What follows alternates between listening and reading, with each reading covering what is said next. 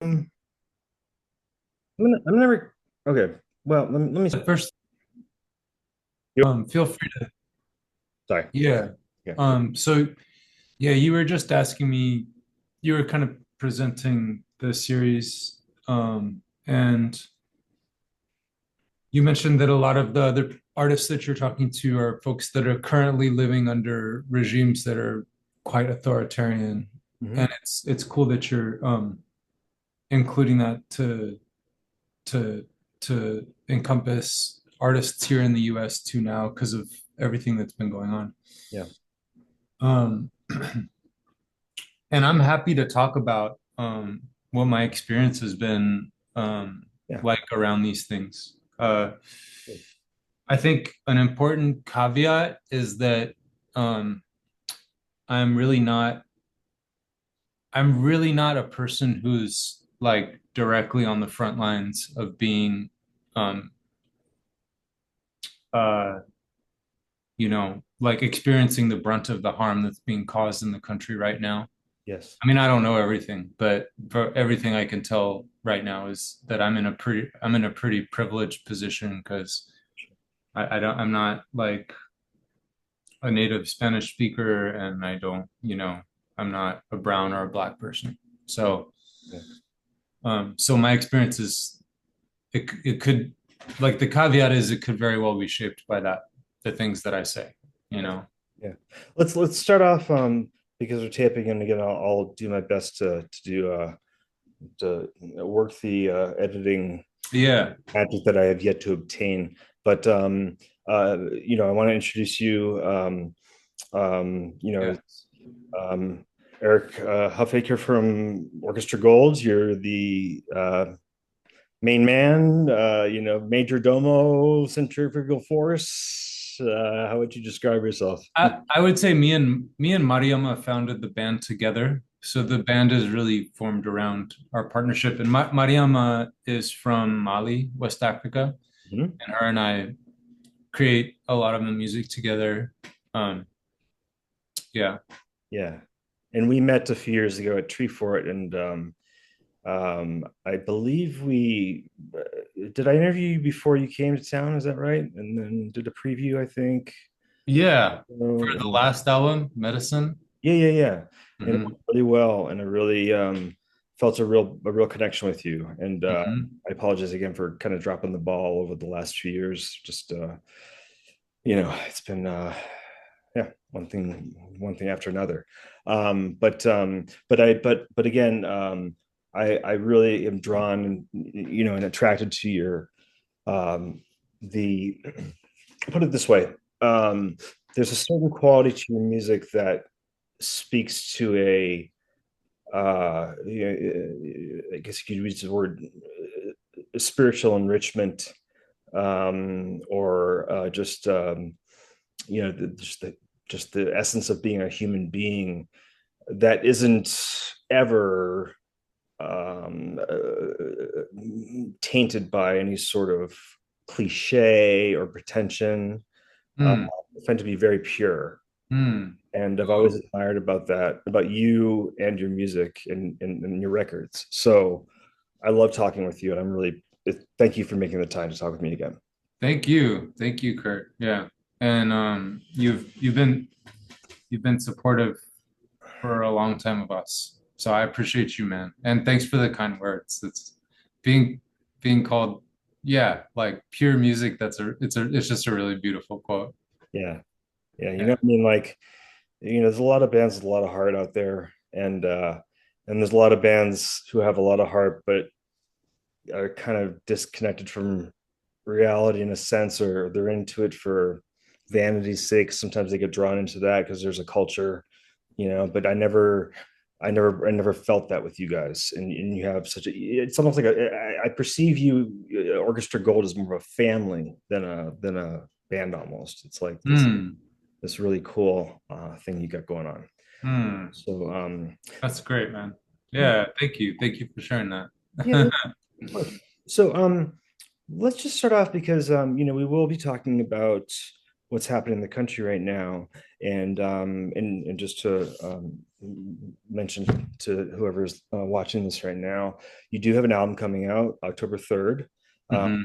can you tell me the name of it, and how would you what's your I guess 3 sentence pitch or whatever you want to call it? How would you say Oh, don't put any pressure on me, man. Come on, three sentences. it? Uh, the album is called Dakan, which means destiny in Mariama's native language, the Bamana language of Mali. And really, the album is about shared purpose. It's about people of different backgrounds and identities coming together to make music because you feel called to share. And it's about the power of that. And it's about I think it's about it's tapping into on a deeper level this notion that when we have groups of that are different, of people that are different, there's a tremendous latent potential Hmm, that presents. okay. And the idea is that through communication and listening and understanding that the scale can be balanced or the gap can be closed. Um, can you say more about what you mean? The idea that everybody has a richness inside them, and uh, you know, the sense I've always gotten from sort of the mission of your music is that through the concept of sharing, it's not something you want to keep to yourself. It's something you want to share with others. Not necessarily proselytizing, but you want to be um, making people's lives better, especially the people you care about. So is it, is part of it the idea of connecting? Connection is a huge piece of it. I think that on a deeper level, I'm very motivated by this idea of belonging. And what that, it sounds like a very simple thing in principle. It's that we can create through the band spaces where lots of different people feel belonging, where lots of different people can come together and feel safe and seen and like they belong there. Mhm. And in a world where we're really socialized from birth to divide ourselves from each other, that's kind of a radical notion. Mhm. And it's not easy. It's frustrating. Right. And it is valuable and I would argue necessary work for the evolution of our species because we're the limits of segregating ourselves from each other have been surpassed a long time ago. Yeah. Yeah. Absolutely. So, would you say that the album, in any way, is a response to what you've been sensing is happening in the world, what the U.S. or globally, or is it a continuation of a mission statement that you initiated with the inception of Orchestra Gold? One thing that really resonates with me, Kurt, is um, when people say if the artist tells you that they know what their work stands for, like they're just lying. I don't think that when we recorded the album, I knew exactly. And I think that it's really more taken circumstances in the outer world for me to reflect on what our work is inside of that. So I think in a weird way, we made the record like 2.5 years ago. So we were, and the songs had been started maybe like 3, 4 years ago. So um, I think this process of sense making is sort of ongoing and it's always incomplete. Sure. Okay. Um, that being said, even 3 or 4 years ago, social isolationism had really become entrenched in culture. Do you Yeah. it, one thing I've been asking musicians recently is because it's such a hot topic these days, if you will. If it's really, if technology is really completely to blame, um, if it's simply or if it's simply exacerbating a problem that's been around since the primordial soup. Yeah. Um, well, I'm not an expert, though all I see is that things come with pros and cons. And it seems like especially new technologies often are asking us to develop new ways of understanding ourselves and finding balance in ourselves. Um, the phones and the addiction, like I'm just as addicted to my phone as everyone else is. And it does seem like it is offering me an opportunity though to, um, because on the flip side of it is the opportunity for me to learn to stay present with people and to, um, like put my focus on the things that I really want to create in the world rather than the feed. Uh-huh. Sure. So do you set up rules for yourself then when it comes to like usage of technology? I so when I did grad school actually, maybe like 10ish years ago. And in grad school I went through this. I was just really out of balance because I was studying so much and trying to do really good in the classes. And I went through a time where I was like really suffering with insomnia, and I had to kind of audit a lot of things. And at that point, it really just forced me to be a lot better about having boundaries, like not doing digital stuff past like 9 or so, and turning the phone off, and especially not sleeping with the phone around me. That was really messing me up. So yeah, from that kind of experience, I had to learn some boundaries Sure. because I didn't have any before that. I was just doing all the things. It What, was a mess. what was your concentration? Say again? What was your concentration in your studies? Oh, the degree. So I actually did a dual degree in public policy and energy and resources. So it was like green energy policy. Wow. Yeah. And I was working in that for like 6 years. Uh-huh. Uh-huh. But this was before Orchestra Gold Right. started. Are you doing Orchestra Gold full time? Yeah. Say again. You doing Orchestra Gold full time? I have many different projects that I work on, one of which is Orchestra Gold, Uh-huh. Right. but there's other things I do also. Okay. Okay. Yeah. So you mentioned a couple minutes ago that like you wrote the album a couple years ago and now the some of the ideas have taken on a different meaning, or maybe they could be interpreted by the listener in a different way than they might have been had the album come out immediately after you wrote it. What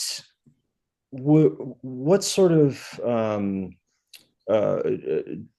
you know changes in whether it be how people relate to one another or communicate with one another or what your album is about, have you noticed has evolved or changed the most in the period of time since you wrote it and now?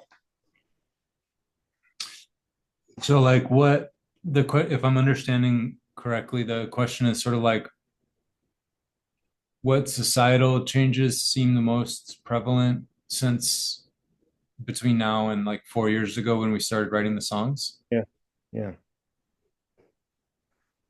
That's a tough one. I mean, it does seem like it does seem like change is happening faster and faster now. Time feels like it's compressing more and more.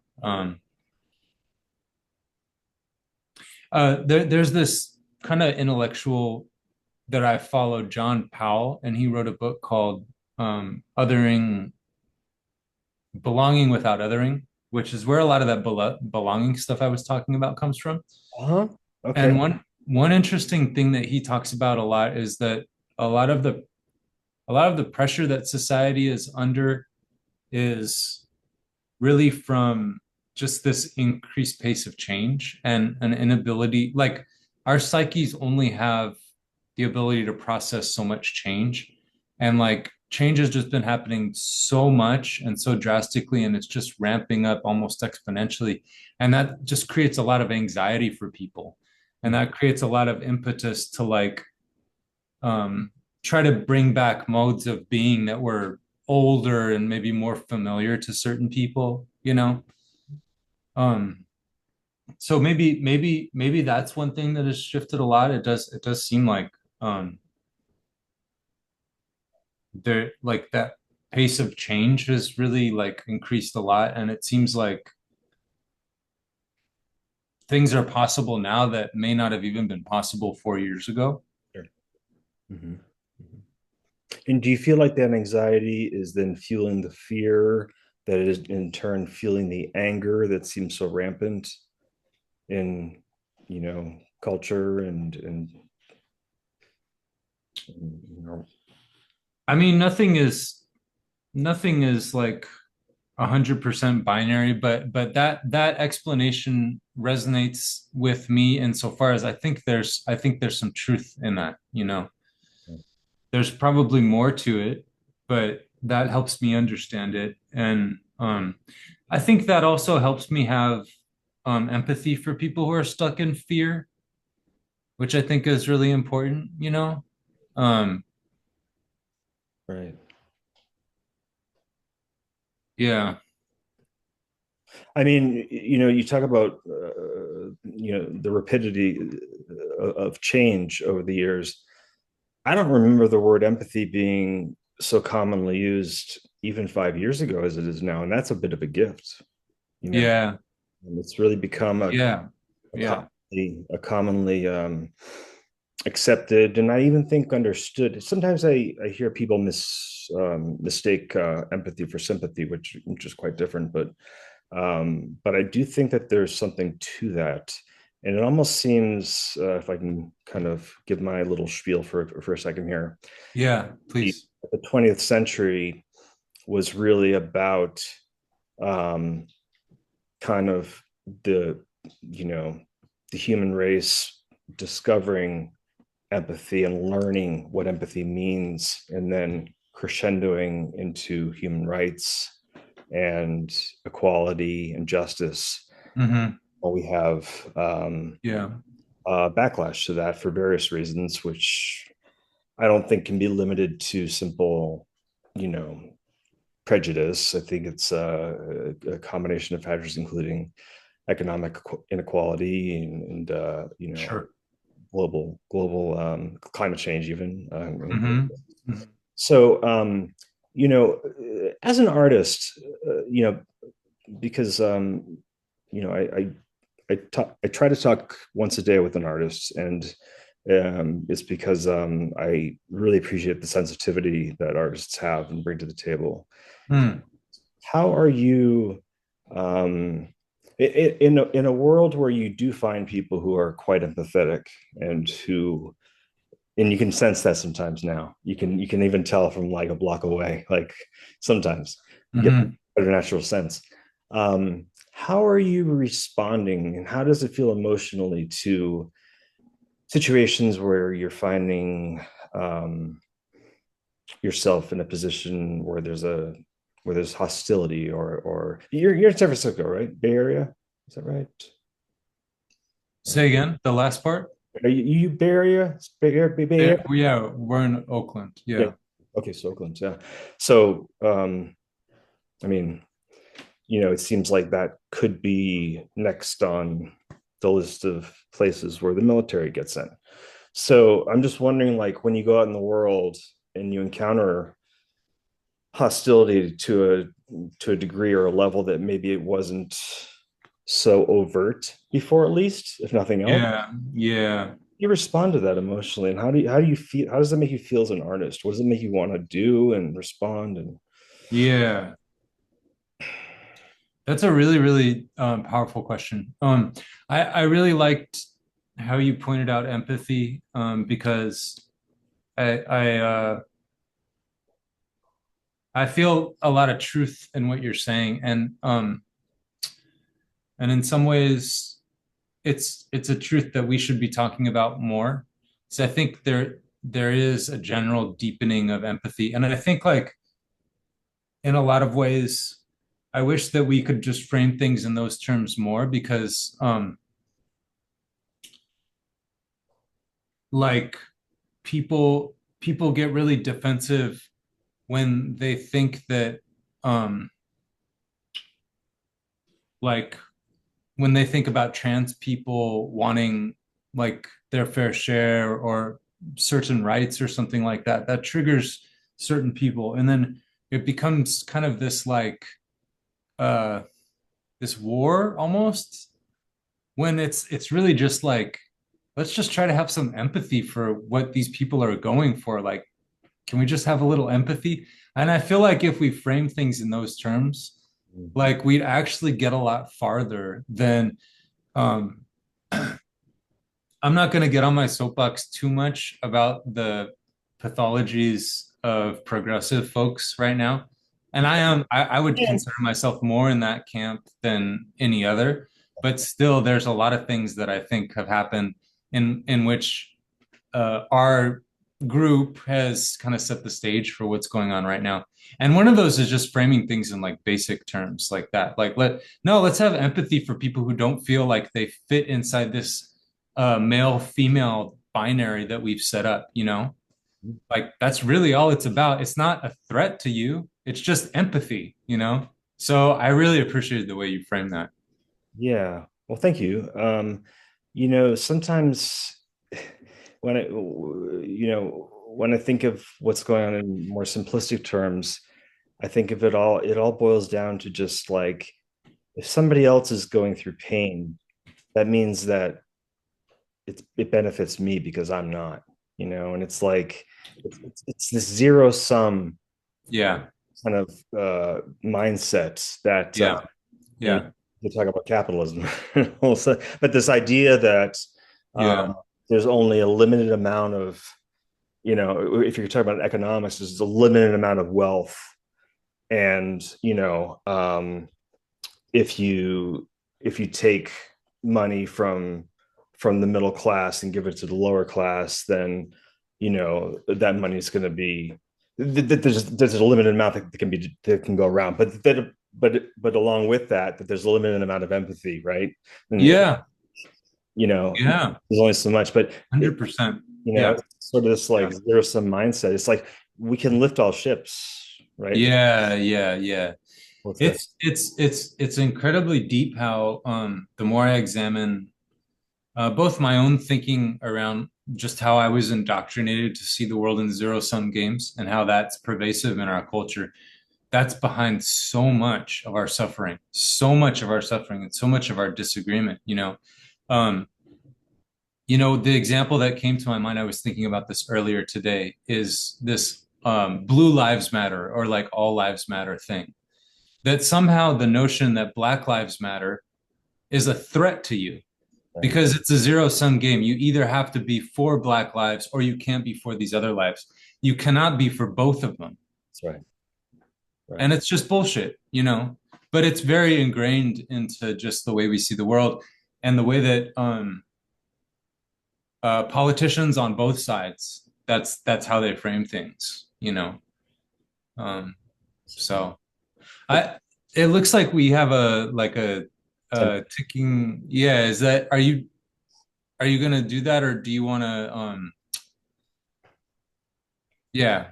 But I don't want to have this be too so long that people wouldn't want to Okay. plug through it. So I think if we we got 8 minutes left, so we can touch a little bit more, and I'll do the editing thing, and I'll give it to you and see what you think. And Okay, cool. Yeah, no problem. but then we'll have Uh, another conversation about the album. I will, okay, yeah, that's yeah, yeah. that's the thing here. So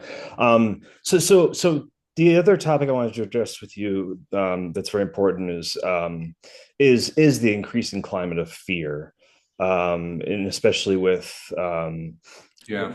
I know you haven't seen it yet in Oakland, although I believe the Oakland mayor has been very outspoken and very strong in language about don't send the military here, don't send the guard here.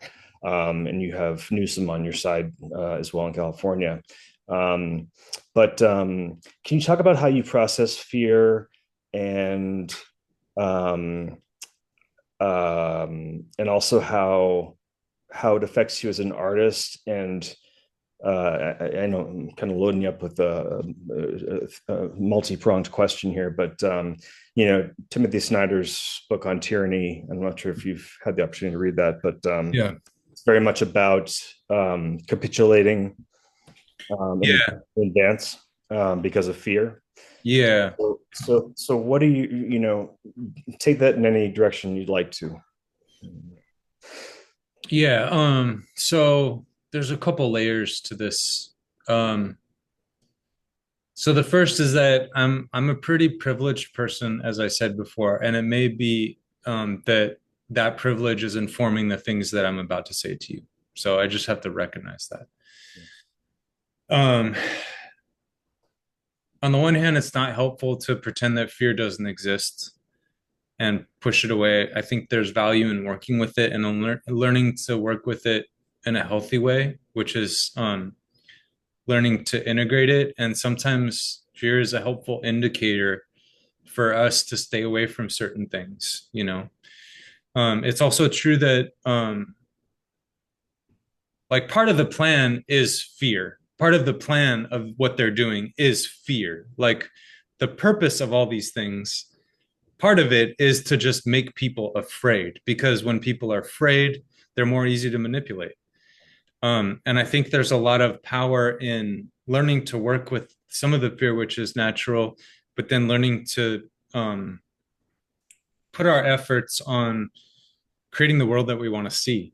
And that looks different for everyone. I have other projects that I work on that I hope are contributing to a world of more justice, a world of more equality, a world where liberation is something that everyone actually has a chance to. And I hope that our band contributes to that as well. And I think that putting my energies towards that, uh, in some cases, can be more helpful than taking a defensive posture against some of the things that are happening right now. That's not, again, there's the privilege thing that I brought up earlier that may be informing that.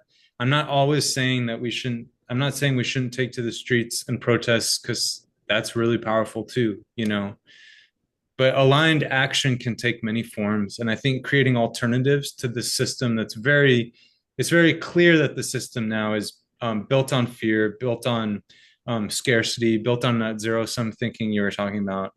And all these actions are kind of just meant to reinforce that. Sure. Right. Have there been any points during the making of the new record or with any of your projects where you second guessed yourself and thought twice about saying something that you feel might alienate a certain portion of your fan base or that might prevent you from reaching a certain set of people that you want to kind of expand on? All the time, Kurt, because whenever I talk about, you're on our list, so I talk about racism and I talk about my own experience deprogramming from my own racism. And every time I do that, a lot of people unsubscribe from our list because not everyone is there. Not everybody wants to hear about it. Mhm. And what also happens is that the people that are in a place where they're ready for that healing um, come up to me at a show or like you just did and say, "Hey, I've really been inspired by the stuff that you're saying." So it's going to magnetize towards certain people and it's going to polarize for others. And I just got to I just got to get over myself a little bit and accept that, you know? Sure. And I guess just in closing here, is what gives you hope those people who come up to you and tell you that they feel, empowered by your message, and that they feel more devoted to um, acting and trying to make change and trying to be a better person. Is that what I mean? And if that's not the case, where are you finding hope these days? It does help.